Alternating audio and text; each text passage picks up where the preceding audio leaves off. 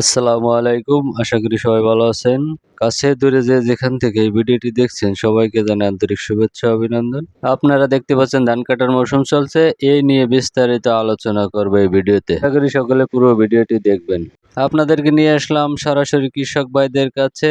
প্রচন্ড গরমে তারা কিভাবে ধান কাটতেছে এবং এই ধান কাটা নিয়ে কিছু কথা তাদের মুখ থেকে শুনবো। ভাই কি বাড়ি কি সাতক্ষীরা নাকি?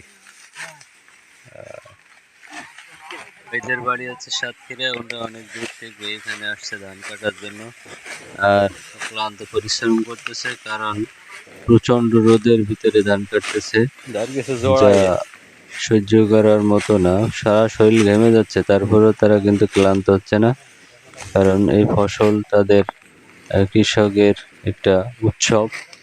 আর এই ফসলের জন্য তারা 3 মাস পরিশ্রম করেছে, আর পরিশ্রমের ফসল তারা ঘরে তোলায় ব্যস্ত। এরা যেহেতু সাতক্ষীরা থেকে এসেছে, এরা হচ্ছে ভাগায় ধান কাটে।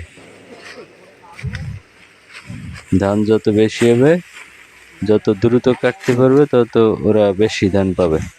এই হিসেবে ওরা ধান কাটতেছে।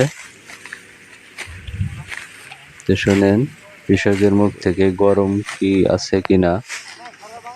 সবাই গামছা লাগে না, এটা কষ্ট করতেছে, গামছা জিগিয়ে। ভাই বাড়ি কি সাতক্ষীরা না? হ্যাঁ, সাতক্ষীরা ভাই। ভাই নাম হলো কি? অসীনা ভাই আমার নাম। ধান কি ভালো হয়েছে? হ্যাঁ, ভালো হয়েছে।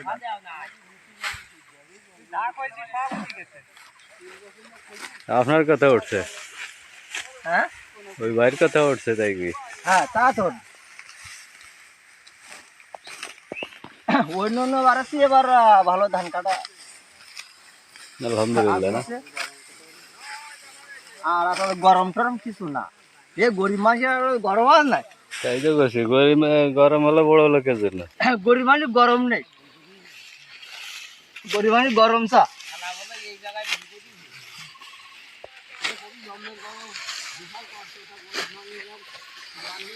না, কোনো গরম নেই, প্রচুর কষ্ট ধান কাটা। কোনো গরম নেই। এই ধান কাটবে, এরপরে আবার মলন মলবে, হ্যাঁ, মলন মলন বহুত কষ্ট। এই ভাই আগে চলে গেছে।